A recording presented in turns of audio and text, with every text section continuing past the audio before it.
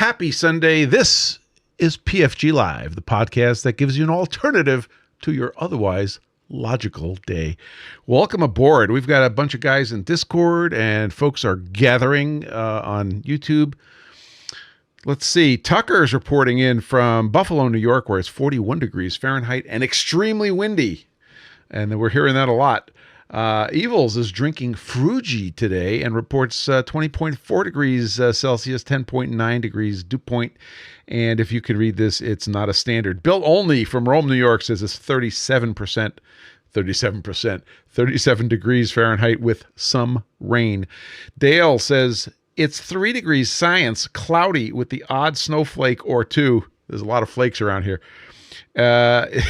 Out and about outside. Also, it's snowing a little bit. Warren Jones says it's dark, cold, clammy, and overcast.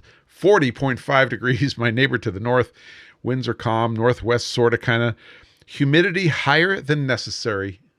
Ain't it always? Josh says audio check. Thank you, sir. In southern Manitoba. Not always in the same place, I might add. At Charlie X-Ray Mike Delta, it is winds 19 at 3 knots. Temperature 02, dew point -10. The remarks are plentiful. Ted Hyde from Casa Frog Pro Resources in Eustis, Florida says, down at KLEE, it's winds 300 at 7 knots, visibility 10 miles, broken 4,200, broken 5,500, temperature 24, dew point 15, altimeter 29991. Remarks, where is my remote? If only I could find my tools. Dude, we have little tags you could put on your things so you could find them. Carl Tauber reports on YouTube that it's 55 degrees, partly sunny, with the winds west-northwest at 19 knots. Here in Windham, New Hampshire, which is north of Carl but south of Warren, it is 45 degrees, 62% relative humidity. Winds are out of the west at 14 miles an hour. Manchester Airport says its winds are 300 at 14, gusting 23. 10-mile visibility, broken 4,300, broken 14,000, temperature 08, dew point -03, altimeter 2912. Remarks, peak wind was up there. Welcome aboard. Busy week. Fun things happened this week. I will report on as much of them as I can stand. We are blowing leaves around. It's the time of year. We did see snowflakes.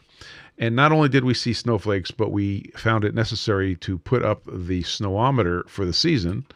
So the snowometer has been erected, and we are taking notes, and we will be reporting. Here's the snowometer. I'll get you guys a picture. There it is. The snowometer is set up, and we are ready to start reporting. So we'll keep you posted. I don't know when it's going to start actually happening, but you'll be the first to know. You might be the second to know. Dale says we need a leafometer. I'll tell you what, my darling bride is out there with the leaf blower today, and it's looking pretty good. It's looking better than it was in that picture. So we are staying ahead of the leaf situation. We're not too worried about that. Let's see. We have some community notes. So Josh is reporting a new job. Congratulations, Josh. Josh is heading for the big city where he will be in the aerospace industry as a certifiable machinist. As if he wasn't already. Really, congratulations, Josh. That was a big deal.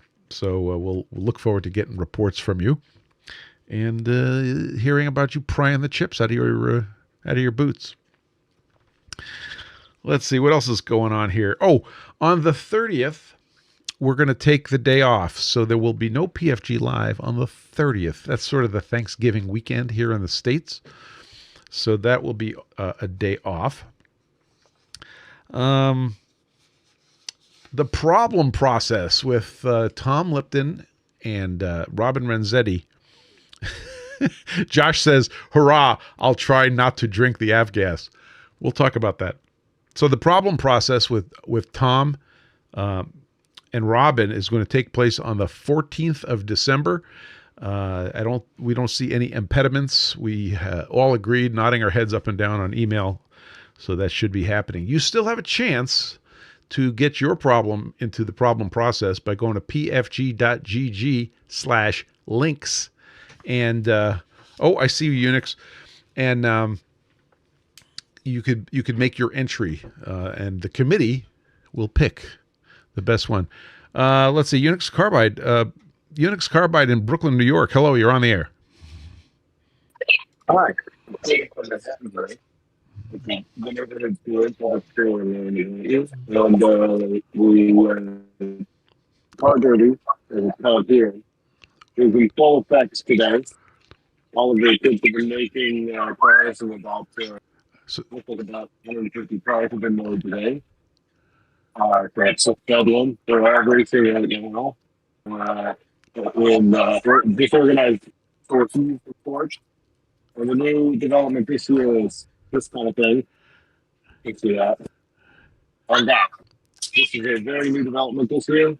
And this is what happens when you run out of pre-cut pieces of wood for them to glue to the car if they start doing anything. Hey, Ike, try doing this. Like, cup your hand like this to get the audio jammed into your earpiece. Your audio was a little garbled. Oh. Yeah. I'm not sure if I can get the audio sorted out right now. There's just too much chaos. Would it be better if I would talk like that? That was pretty good. Yeah. Okay, I'll just go Monday. Yeah. So basically, there's a lot more when you run out of pre-cut pieces of wood to glue to your car. Yeah. Instead of doing screws, and everything's become very Mad Max. That's what's going on here at the Car Derby. Well, thanks for this is live video from Brooklyn, New York. Are you in Brooklyn? No. You're in Manhattan. Okay, in Manhattan, New York. Manhattan. And this is sort of this is like a Pinewood Derby, and the kids. Yep, it's a Pinewood Derby track. Wow, my goodness, this is a crazy one this year. It's a little wild. That is, Usually, the novelty of the way we do car derby here on the radio side is the cars are extremely affordable because the materials, as you can see, is just thunder washers, screws, and the wood. That's all you need to get it going. And so that takes the price down from the official Boy Scouts of America time car you do here, which is car derby. Well, that is awesome. Thank you for sharing the video. The kids are having a great time. So just to clarify for everybody, this is Pinewood Derby like, let's see, you have built all of the building blocks using standard hardware store wood and 3D printed templates. And hardware store, everything, and the kids are having a great time. That's an improvement that has yet to prove out. Last year, we made some jigs to be able to for cutting jigs and holes for the pre-drilled holes for the screws. And I used them this year, but another parent disagreed with me that it would be faster to just turn over here to direct one.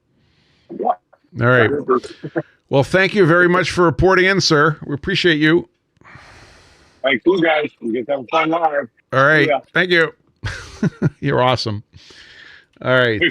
Thank you so much. So that was Unix Carbide reporting from Manhattan, where he helps run a Pinewood Derby adjacent thing for the kids, and came up with their own design that was easy to bang out with hardware store stuff, scrap wood, 3D printed templates, which I think is the key to the whole thing.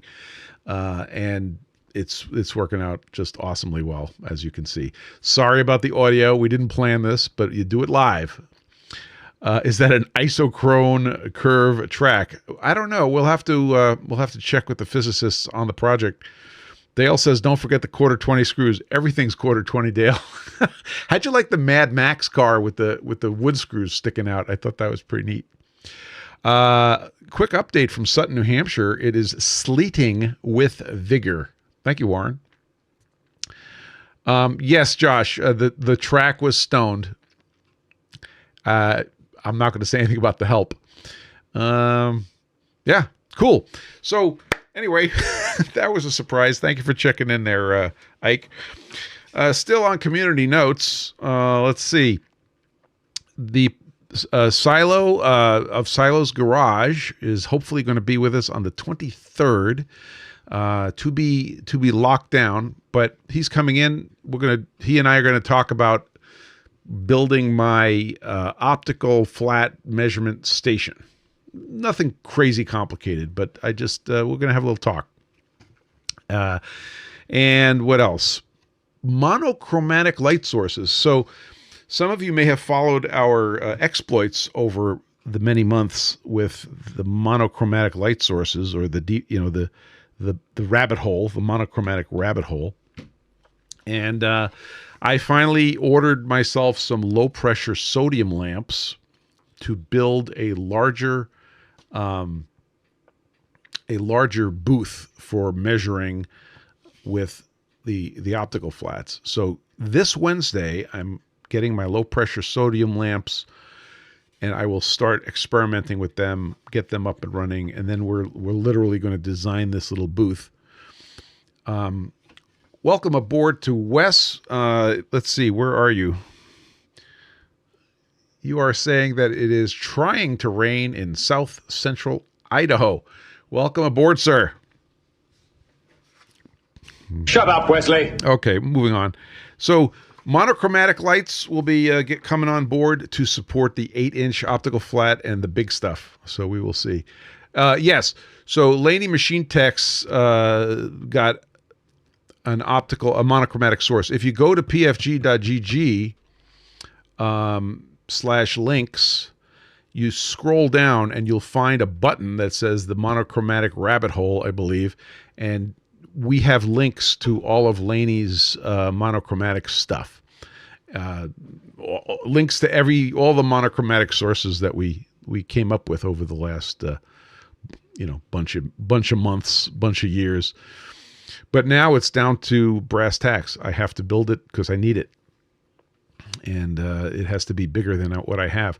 Presently, I'm using a helium light source, and it's an old style unit with, it folds open, but it's a little too small to do the 8-inch stuff that I need to do. And we're going to incorporate a USB camera into this design, a full-time camera, so that when you go in and you set it up to do a measurement, the camera's looking down on the fringe pattern, and it's feeding that into a piece of open source software called DFT, that's Delta Foxtrot Tango, DFT Fringe, and that can do a bunch of analysis, which is useful. So that's the plan, and the first bits and pieces for that project is coming in on Wednesday. So that is the report from the Flat Cave. Come on, Robin, to the Batcave. So the other stuff that's going on in the Flat Cave is everything's gotten shipped out this week, except for we have one order that is waiting for 4-inch stones. So 4 inches go into production on Monday, and we'll get the 4-inch order filled. But I wanted to read you. Oh, I have a question here. Quentin says, do you need to do anything special to that camera? Filters on the lens? No, I don't believe anything special needs to happen to the camera because the light that we're using is in the visible spectrum, number one. Number two, all we care about is the structure of the fringes. So we just want to look at the shape of the fringes, and that's going to tell us everything we need to know. Evil says, did we ever learn what DFT stands for? No. I think it's a Fourier transform, but I don't know what the D is. It's a pretty interesting mathematical process that goes on in that software. Discrete? Might be. We'll find out. Maybe before we check out today, we'll come up with what that means.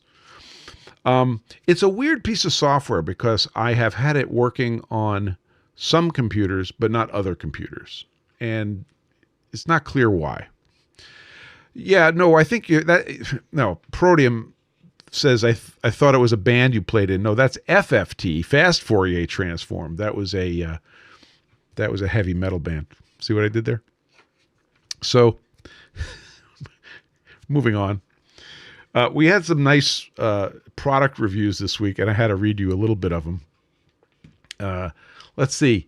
Jeff posted on November 8th. He says, "Fast delivery. Stones received in good condition.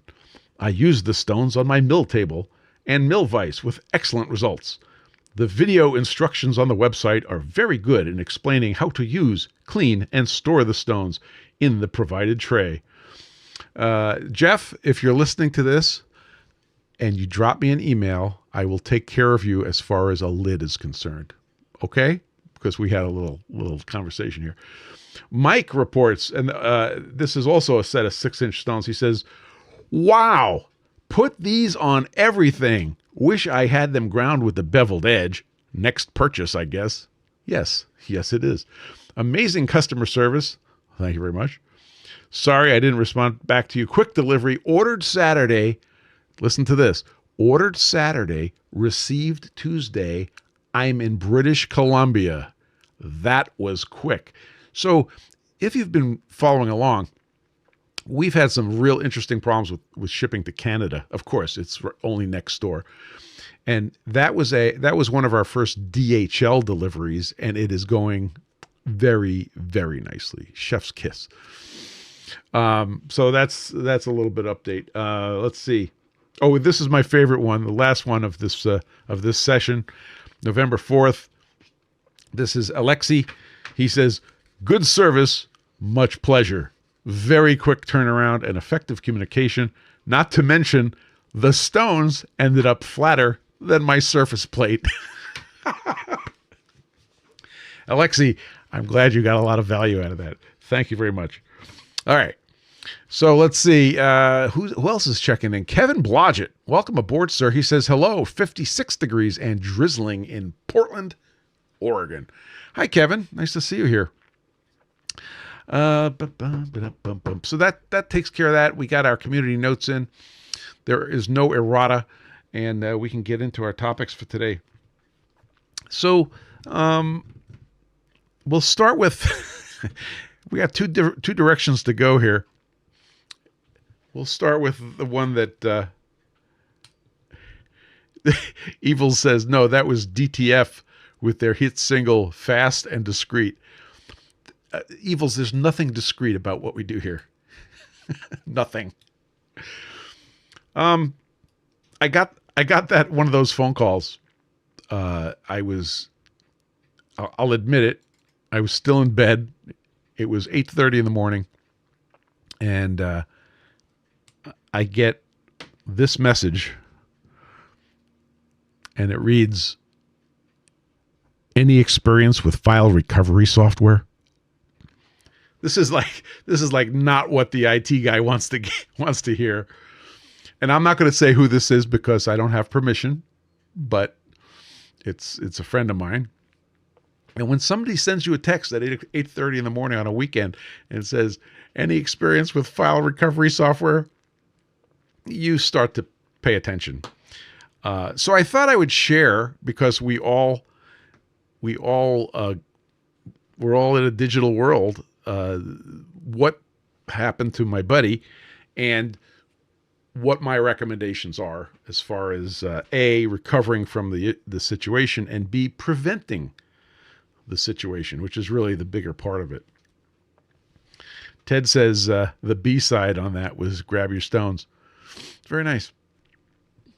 So the first thing I did is recommend a couple of methods for data recovery. And one of my favorites, this is not sponsored. There it is. See? Scott took the words right out of my mouth. SpinRite. Okay. And this is my long time. We have a very strong parasocial relationship. Mr. GRC .com. Go to grc.com. And you will find SpinRite. It is an awesome piece of software, and it's the world's best data recovery software for mass storage. That's the kind of tagline. And he's pretty awesome. If you have a disk that is misbehaving, that is the software you want to run on it. It is not the same as the stuff that's in your operating system. It goes right to the hardware level. And let's see. So that's the Gibson Research Corporation. And let's see. I think it was $89 for the software. And I have been a customer and a happy camper for a very, very long time. Steve Gibson is the gentleman that we have been following forever.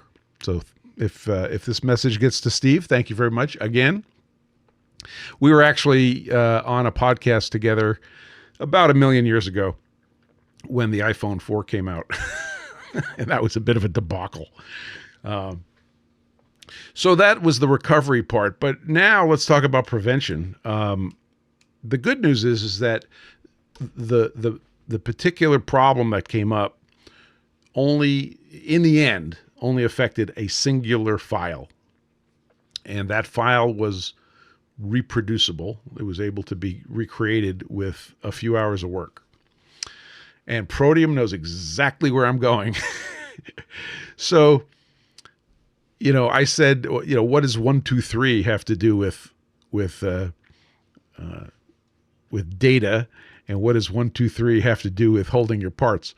So in data, 1, 2, 3 is the way to think about backups, and really it's 3, 2, 1. And what you want to have is 3 copies of your files in at least 2 different media, and at least one of them off-site. Okay? 3 copies of your files, at least 2 different media, and at least one off-site. When I was a young punk, I'm not young anymore, I worked for my uncle for a summer, and he had a software company. And that software company, Art that makes art says, "You have friends? I pay them." And the software that my uncle's company made was used in part in banks. So I had a summer job, and I was in a bank helping out.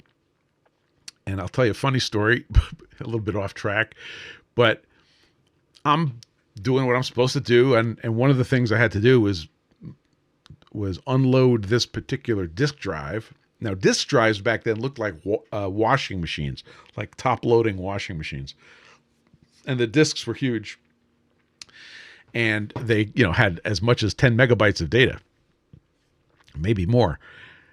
So I go to stop the disk, open up the top, reach in. You had to take a cover, put the cover over the disk, spin the handle so it tightened onto the disk, and then you'd lift the whole thing out. It was pretty amazing. Go look it up on Google.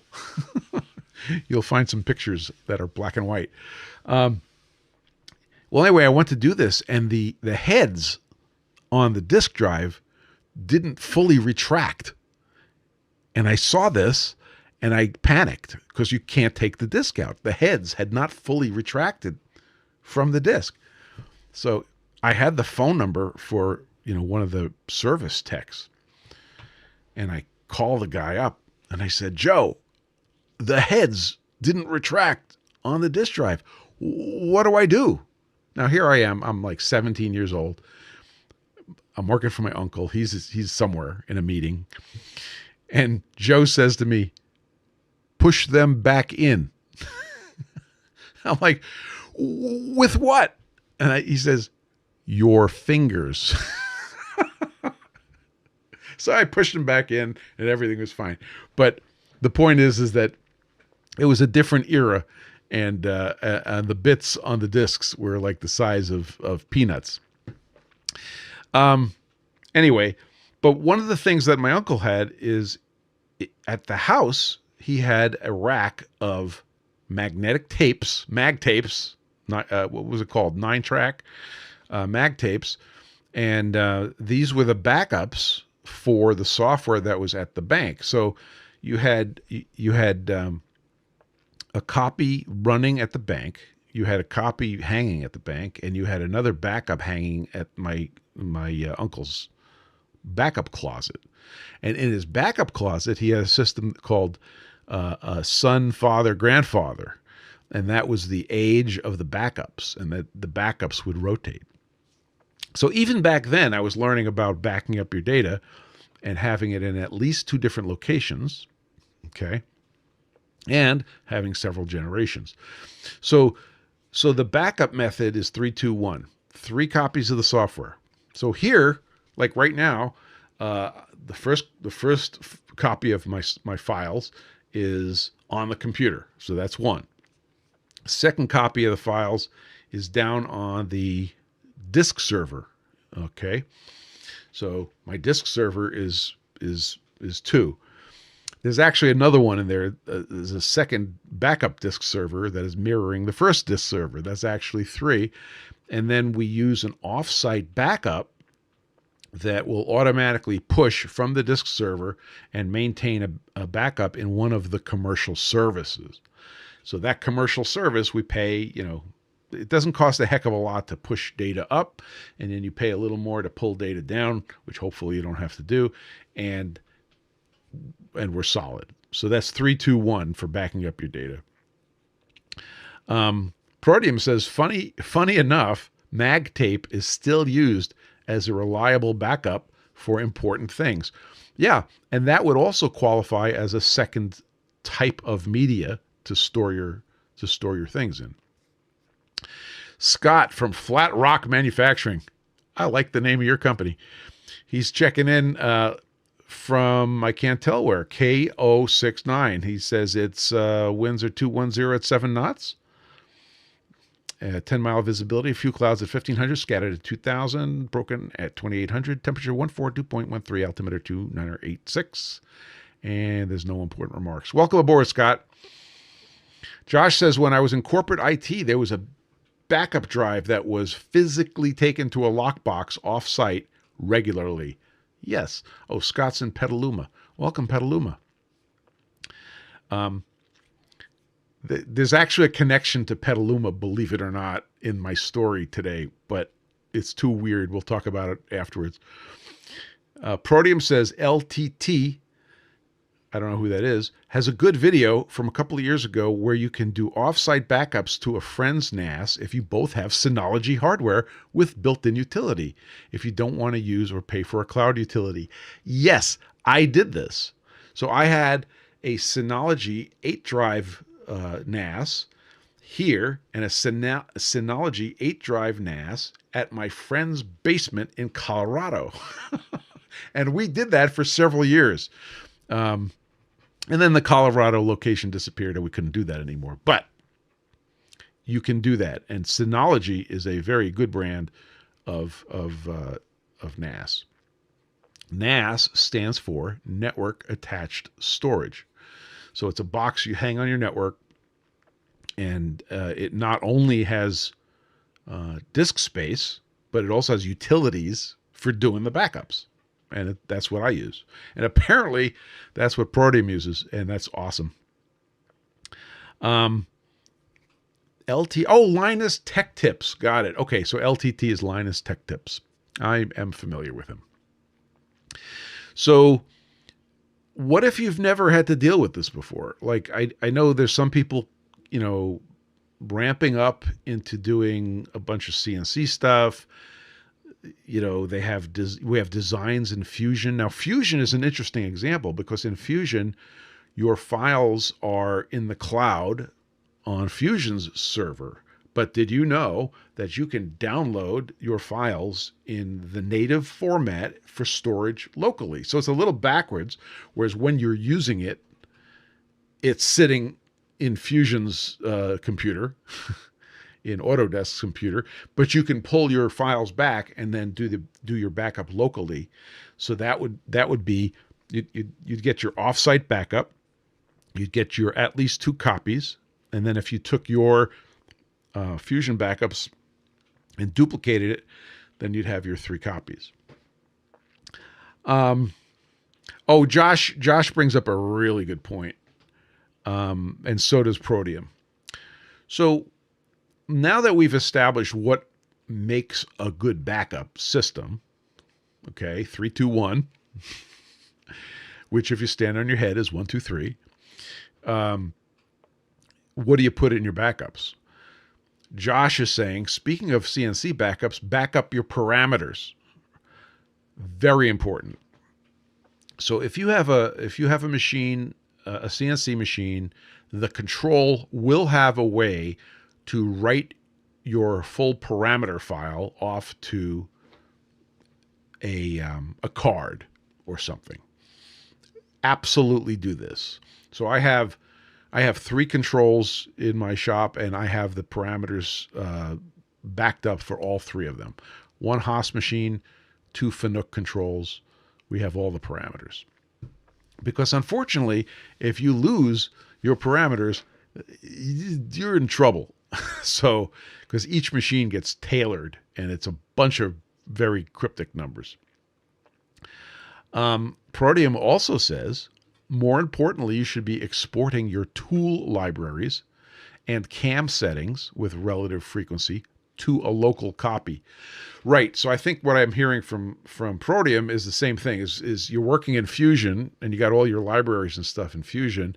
You bring that back to a local file and then you back it up in your shop. Very important. Dale says, this was with respect to parameters, and then print them out and stick them in the cabinet of the machine. When I bought my vertical machining center, which is a Sharp, I got a big binder. As I guess whenever you buy a new machine, you end up with a big binder of information. And one of the things I got was a printout of all the parameters. Now, you would not ever want to have to sit down and manually enter all the parameters from a printout. But if the stuff hit the fan, you can enter all the numbers from the printout and you'd be okay. So that's a really good idea also. He has a butt coming. I'm waiting for the butt. So as another thing to recognize is I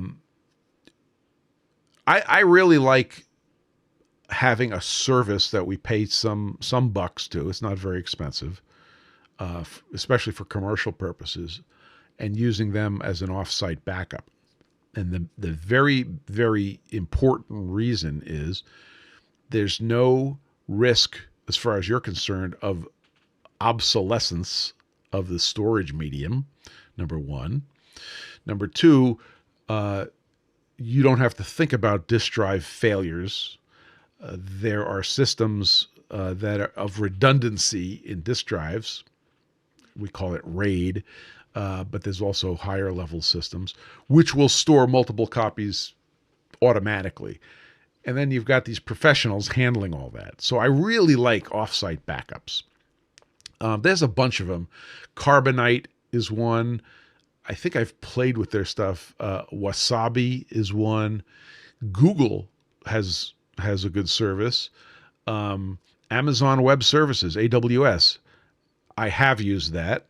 So you have a bunch of these services which, and if you don't want to deal with it, like Carbonite's one of the ones that's the easiest, simplest ones to use.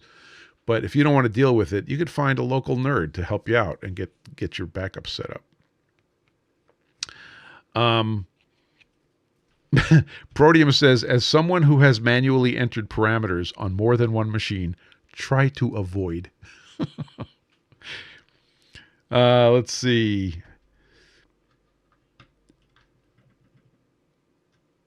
Backblaze. Yes. Actually, I think I was a Backblaze customer. So I did use a couple of years. I used Backblaze. I think I replaced Backblaze with Wasabi. So I know this doesn't sound like anything, as a machinist, as a precision machinist, as a grinder hand, as a, somebody involved in the trade. This is like the IT department. This is like the other department. But if you're a one-man band, you are the IT department. You really have to get this sorted out. And it is a terrible thing to lose a disk drive that has stuff on it that you care about. If that happens, you go to SpinRite or you go to somebody who knows how to apply SpinRite, and you try to recover your disk, and hopefully you can.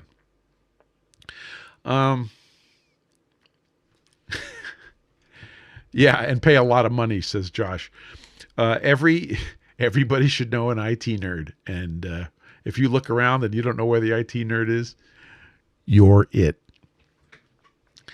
So 3, 2, 1 or 1, 2, 3, and that's your backup system, and it's very very important that you figure that out, because a lot of work is in the ones and zeros.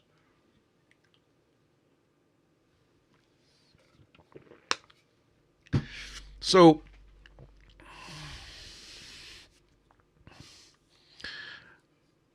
one of the things you should know about disk drives is the spinning disk drives have a life. They're going to work for a number of years, and then they're going to fail.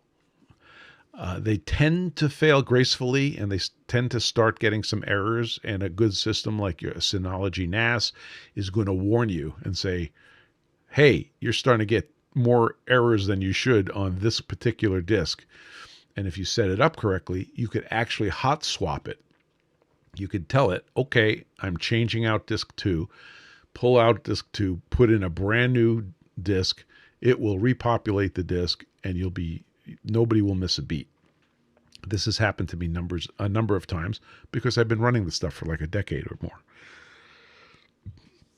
Evil says also back up your 3D printer slicer profiles.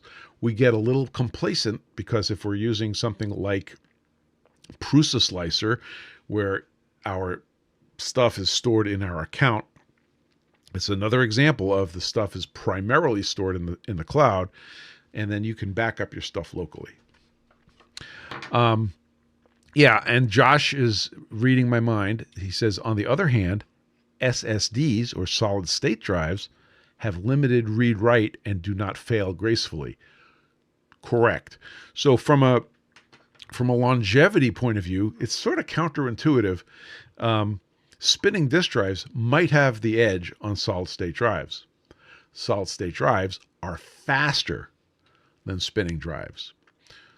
So if you were going to put a bunch of files onto a disk and throw it in your safe so that it's there for 10 years from now, that probably should not be an SSD. Okay, that probably should be a spinning drive. These are things you need to think about, or you need to find a talented high school student to think about it for you. Let's see. So, what on earth does this have with locating your parts? Is there a 1, 2, 3 associated with locating your parts? And the answer is yes, there is. Protium, point, line, plane. 1, 2, 3. Evil says 6 DOF, or 6 degrees of freedom. So that is correct. So this was triggered this week by I was watching a YouTube video. Tell me if any of you were watching the same video. And it's somebody who I love and respect, but I watched them create a clamping situation for a second op that I kind of was concerned about. 1, 2, 3. So let's talk about this. Anytime you grab a part of any kind, here's a 1, 2, 3 blog, just to remind me of 1, 2, 3. You have a plane, a line, and a point. So a plane is defined by 3 points. So if you take your 3 fingers and put it down on the table, that plane can be located with 3 points. You could move your hands around, you rotate them, but those 3 points is what defines a plane. So if I was walking up to a Bridgeport or a CNC machine, and it had a vise in it, it could be a Kurt vise, it could be a Saunders Machine Works mod vise, anything. There is a particular plane which is going to be the thing that the part lands on. And frequently that is, and I'm going to just talk about a notional block, right? That that you're putting into the clamping condition. So you would be putting that plane up against, for example, the rear jaw of a Kurt vise. That's a very easy thing to imagine. The second thing is there's a line, right? So if I put my block up against the jaw, it can now flop around and rotate while being up against the plane. So what do? I put a spacer in. Listen to the words. I put a spacer in, and that is going to control the line that the part is going to come in contact with. Did I put 2 spacers in, like you always see? You always see 2 parallels, right, in a setup? No. No, I did not. Because I don't want 2 parallels. I want 1 parallel to create a line on the part, which, by the way, is not exactly perfect, but it's for this discussion, it's close enough. So now I have 3 on the back plane. I have 2, which is 2 points, make a line. And then what's 1? 1 is where does my part land on the end? So I have a vise stop, or a part stop, and that's usually literally a point. Not always a sharp point, but it's just 1 point. So that's 3, 2, 1. 3 up against the jaw, 2 down on a single thin parallel, and 1 up against the stop. And then we tighten our jaw, right? Right? That's all we have to do is just tighten our jaw. So one of the problems is that when you come in with the movable jaw, what does that have? Is that 1, 2, or 3? And the answer is that it's a fine question. The pressure coming from the movable jaw, if it's going to change the position of your part, then it's not a good setup. You've lost your reference. So there's some tricks you can do. And one of the tricks, of course, is to use a piece of aluminum wire or copper wire or something that gives it a little cushion so that you get the force out of it, but you're not using it as your locator. So 3, 2, 1 gets you location, but then the pressure for holding the part has to be considered. Now, it's not always super hypercritical to do this, but when you set up your part, you set up your op 1 or op 2, you have to look at it, and in your mind, you have to say, what's my 3, 2, 1? What's my 1, 2, 3? Where's my 3 points for my plane? Where's my 2 points for my line? Where's my 1 point for my location? And if you can do that every time, you will start noticing, oh, well, I might be influencing it with this clamping pressure, or I might be influencing with another thing. Let's take a different example just to spice it up. Let's take a block and put it on the bottom of a vise and say that that's going to be my plane, okay? And that doesn't have to be on a vise. That could be on a tooling plate. That could be on a fixture plate, right? So there's your 3 points. Now, what's your 2 points? Well, you can have, I use something called a toolmaker's button. Oh, I sure brought those upstairs. That would have been smart. A toolmaker's button is literally just a button that you screw down, and now your block is going to hit up against the 2 buttons, and then you can slide it over to another button, and that will be located 3, 2, 1, except it's not 3 up against the back, it's 3 going down to the bottom. You still have to think about your clamping. So in the Saunders mod vise, the little clampy ducuses reach in and they push down onto the plate, which is fine as long as you have 3 points of contact. So here's a question for you. If you have a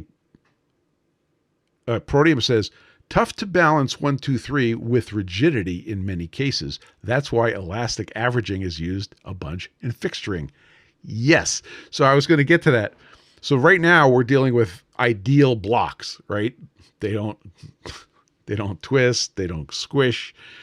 And we know that everything is made out of, Robin says everything is rubber. I like to think of it as everything is pasta because of the different hardness states. So everything is going to get squished, and you have to decide where the squish is acceptable.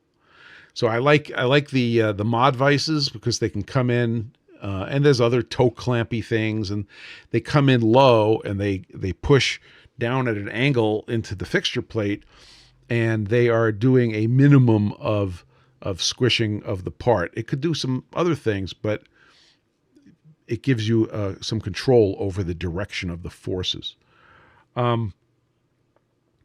So the clamping pressure could be, it has to be considered as to how it's going to affect your 1, 2, 3 or 3, 2, 1 positioning of the part. So what happens with soft jaws?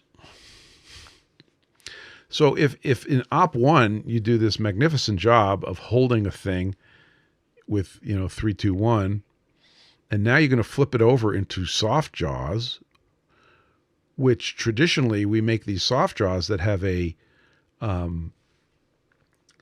shape that's the size of what you made in Op 1 in Op 2. And then you tighten up Op 2 and you hit the button. Well, how is it being held? Where's the 3, 2, 1? So the answer is, that's a good question. Because now we're literally in soft jaws, we're literally taking care of the mush. It's mushy. And that's why they call it soft jaws. And it's holding the part as uniformly around the part as possible. But is that as accurately as possible? So Proteum says that's why elastic averaging is used a bunch in fixturing. So that is elastic averaging. You're going to put that in there. You're going to clamp it down. Now, usually you're going to probe, right? And Proteum does this in his sleep. And then as long as you use the same torque every time, and as long as the shape of the part going into the soft jaw is the same every time, if that sounds dangerous, it should sound dangerous, then it's going to be in the same exact position every time. I shouldn't say exact, that's the wrong word. So it becomes a very messy world in Op 2 if you're trying to hold tenths. If you're trying to hold 1/1000th of an inch, chances are you're fine. So 3, 2, 1. How do you do it? One of the biggest problems I have seen in soft jaws is the over-reliance on the movable jaw side of the soft jaws on positioning. I don't trust movable jaws for positioning. I like the fixed side to do my positioning. So frequently in a soft jaw, I will relieve the bottom, the floor of the soft jaw on the movable jaw side. Does that make sense?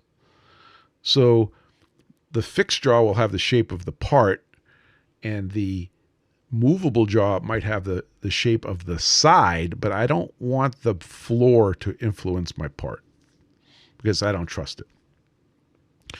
So often I will take a couple of thousandths off the bottom of the floor on the moving jaw. Again, I don't want to over-influence the location of the part. And Proteum is furiously typing. By the way, Proteum, you can come in on audio if you want. If it's easier. dog earring. Okay, this is awesome. Dog earring all sharp or small radius corners is also super useful. Dog earring. Oh, to make dog ears on all sharp or, okay, got it. Yeah. So if you, Mickey Mouse ears. Yeah. So making clearances for corners on the part that was in Op 1 to go into Op 2 is also a good thing. Yes, absolutely true. I totally agree with that. So when you design your Op 2 and your soft jaws, and Dale says same on chuck jaws, think about what you can relieve so that you do not over constrain your part. One of the things we learned from Grinderland is you take a part and you're about to put this down on the grinder chuck, which is nominally very flat. It has to land on 3 points, right? Now, if it's perfectly, hang on. Perfectly. If it's perfectly flat, and it goes down and your chuck is perfectly flat, we don't have to have this discussion. But if it's not perfectly flat, how many points is it landing on? If it's landing on 3, it's stable. Thank you, Josh. Josh put up a picture of what we were talking about, the dog earring, dog boning, the dog corners. We know what you're talking. We got you. So if your part lands on 3 points, it's stable. If it lands on 4 points, it's not stable, because the whole reason you're grinding it is probably because it's not flat. So you have to think that through. And that's why Robin had introduced us to what he called the magic sanding plate, or what I have dubbed the Lapzetti plate, that you take your part and you rub it on the known flat Lapzetti plate, and you get your points that are flat. And it is amazing when you take something that is ready to go on the grinder and you hit it on the lapping plate and you look at it and it's like, oh, there are the 3 points it's going to land on. But if you don't do that, you could end up with something that's not stable, and it could be sitting cockeyed.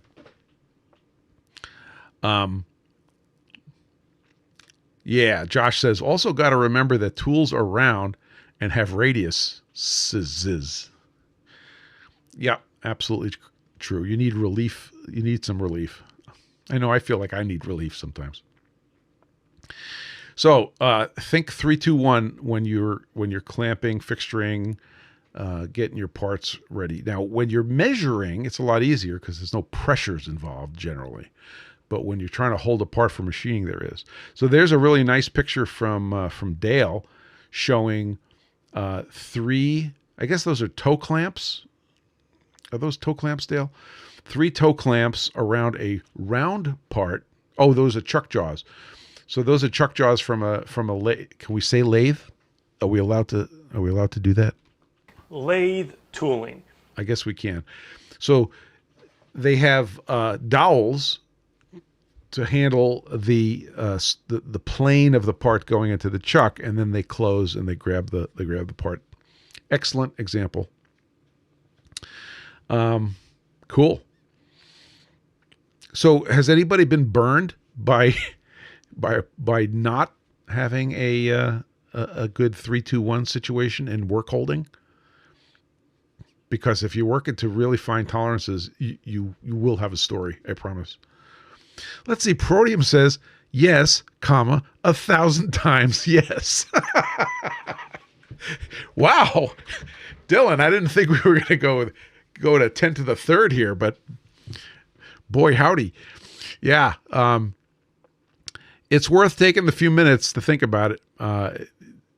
We're so too often exposed to, the good old Bridgeport and heave it in the vise and turn it till it almost cracks and then back off a little bit.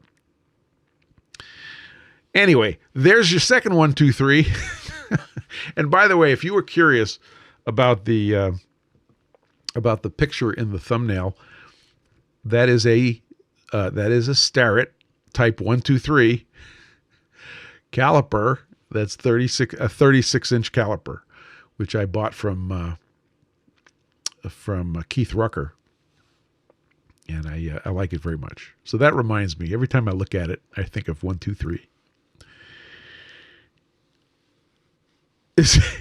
Evil says under constrained still has linear movement. Yes, it does, and accurate too. Well, so that's what I got for you guys on 123. I hope some of this is useful. I couldn't sleep last night thinking about it.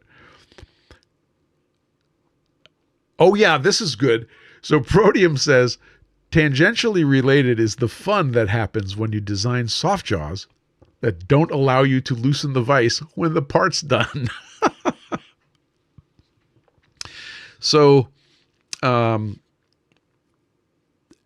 that's a very good point. You have to think about, can your part get stuck in the soft jaws on Op 2?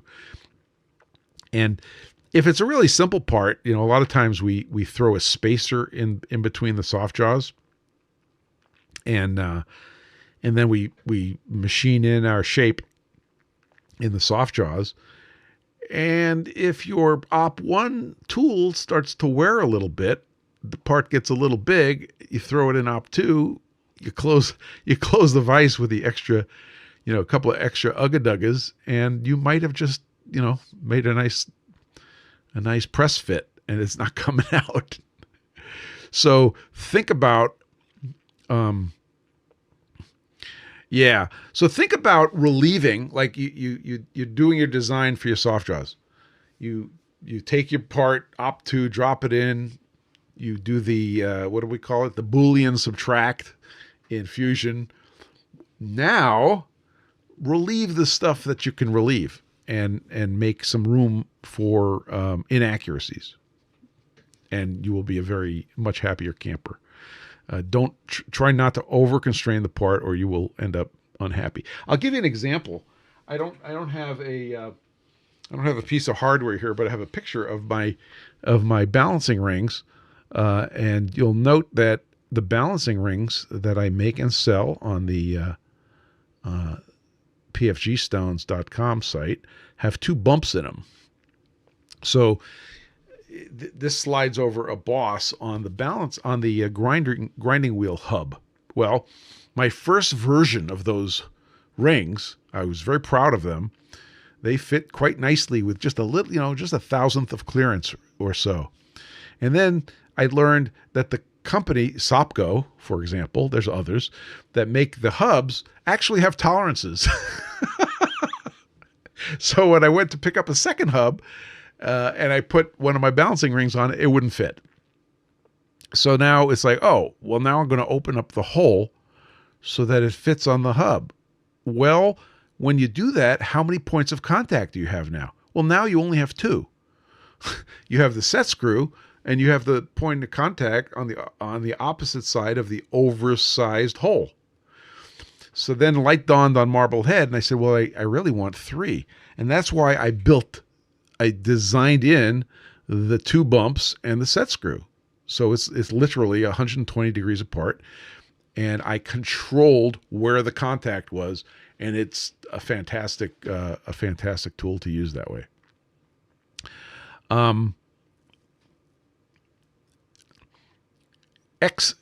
Podium is saying that X-shaped parts are a good example of this. Yeah, I'm reading. Yeah. So Proteum says, speaking of 1, 2, 3, it's almost always better to make round soft jaws smaller than the part instead of bigger. And it's for the reasons that we were just talking about. So the same thing that I just showed can be used in that. In fact, I like doing that. I like going in and relieving it. So the points of contact are by design. And there's no such thing as it's going to contact all over the place unless you're willing to turn the handle on the vise all the way. I don't recommend that. Yeah, this was a really important topic, and it's a hard topic to discuss without a whiteboard.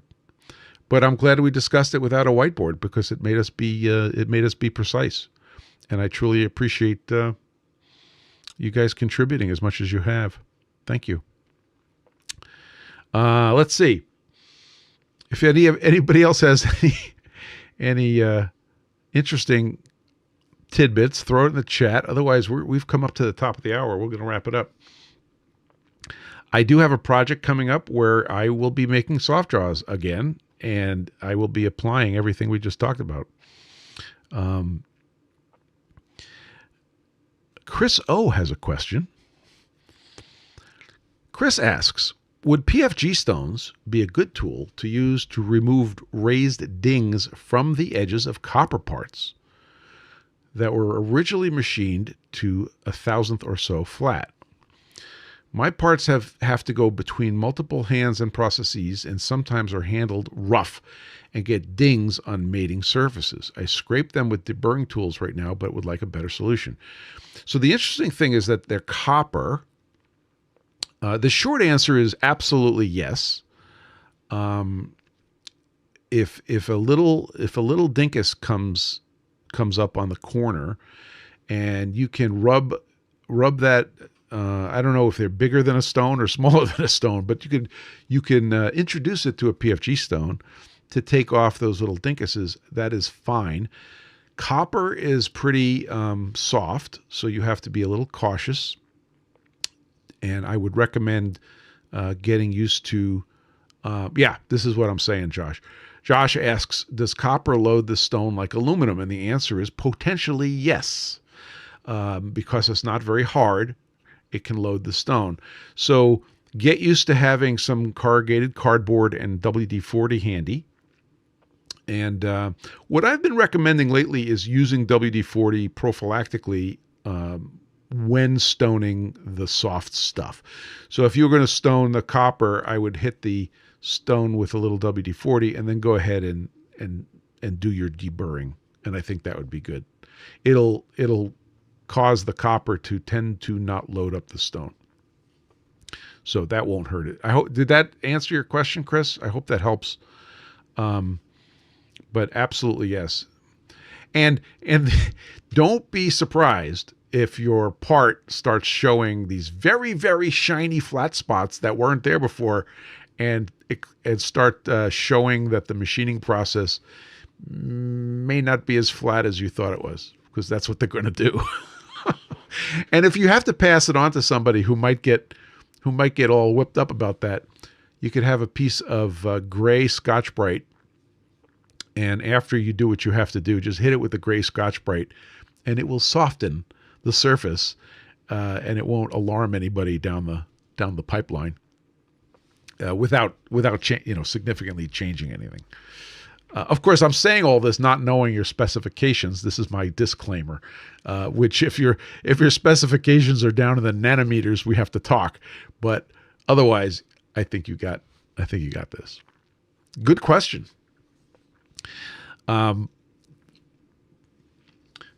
Anybody else have any PFG stone questions? Happy to answer them. Yeah, burrs are a problem, especially in soft materials, because you tend to push material. If you have a burr and you try to deburr it, you could push it into a different plane, right? And now you have to do it again. So stoning it, which actually will remove material lightly, is a perfectly reasonable thing to do. Okay, so I'll just remind everybody. We have a couple of events coming up. I'm just going to go over the calendar one more time. We're going to have, let's see, on the 14th, where are we? There we go. So today's the 16th. So on the 23rd, we're hoping to have Silo here for a discussion in advance of me making my measurement booth.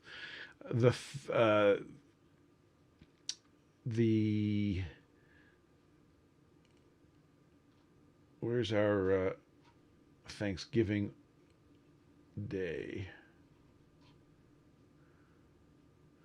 Oh, there it is. So the 30th is going to be a day off. We're going to have no PFG due to the Thanksgiving weekend. And then going forward, we will have the problem process. There it is, on the 14th of December with Tom Lipton and Robin Renzetti. So any other questions? Last chance. I see Proteum's typing madly. So Proteum asks a very valid question. He says, how will I know how to keep my turkey flat without a PFG stone? Bring a PFG stone, dude. How could you not? You have to have a PFG stone to work on your turkey. So on your cutting board, yeah, you could stone the carving knife. Yes, that would work. And then on the cutting board, you could just stone the cutting board. You know how you get those little burrs from previous people using the cutting board, which I hate? I stone my cutting board, and it'll take those burrs off straight away. No problem. Okay? I hope that answers the question because I think it's pretty important. Don't laugh. I get this call from my mom, and she says, can you come down and sharpen my knives? And I said, sure, Mom. So I have a kit now that has all of my knife sharpening equipment in it. And I have a confession to make. I don't have PFG stones in that kit because it's not for sharpening knives, and it'll actually wear the stones more than, So this is like grandfather's axe. It's like that's not what PFG stones are for. But yes, I go down and sharpen Mom's knives. Yeah. I'll come sharpen your mom's knives if you just send me the plane ticket. I can see myself going through customs with a bag full of all sorts of different stones. That'll work really well. Now I just need a set of Dr. Marv's magic diamond encrusted knife sharpening stones, and then I'll be all set. All right, guys. Well, listen, have yourselves an awesome rest of your day. And hey, Josh, you'll do great tomorrow. Tomorrow's the first day at the new job. I look forward to hearing all sorts of great news. I'm very excited for you. And yeah, we expect a full report. And you guys are typing faster than I can keep up. Yes, Proteum says, remember to keep your fixtures backed up off-site. Exactly correct. So with that, I'm going to say get flat, stay backed up, and we'll see you next week.